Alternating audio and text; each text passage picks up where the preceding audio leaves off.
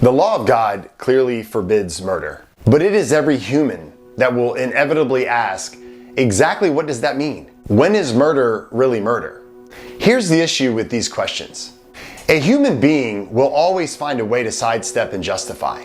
Humans will always find ways to set certain conditions, and up to this day that Jesus preached, that had always been. Jesus makes it clear that since this happened, the full force of God's word was being destroyed. Jesus plainly explained that the commandment not only forbids the outward act, but also every thought and word that seeks to take a man's life.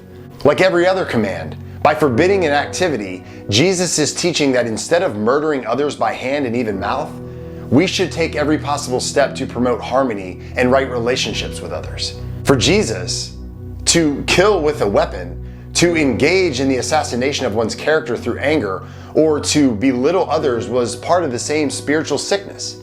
The bottom line is, the outward actions of humanity flow from the heart. The outward actions are just symptoms of a deeper issue that is rooted in the heart. Jesus is saying it's not enough to just avoid the behaviors. He's saying that the heart must be made whole because trash flows from the source. The source is the heart. This is why in the verses that follow, Jesus speaks of the necessity and urgency of reconciliation in the place of animosity. Here Jesus is showing us that when an activity is forbidden in God's word, its positive counterpart is commanded. If we are not to engage in physical or verbal murder, we are to engage in personal reconciliation. Jesus is making a point that what we are before God involves how we are related to others. If we are at enmity with others, how can we come into the Lord's presence with clean hands and a pure heart? Animosity is a ticking time bomb, and we never know when it will go off.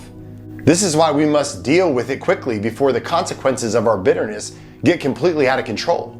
Most human relationships that are destroyed could have been preserved if there had been communication and action at the right time.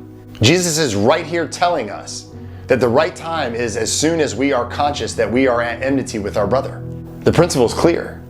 Right relationships with others are part of the meaning of the commandment not to murder. They are essential if our righteousness is to go down deeper than that of the scribes and the Pharisees.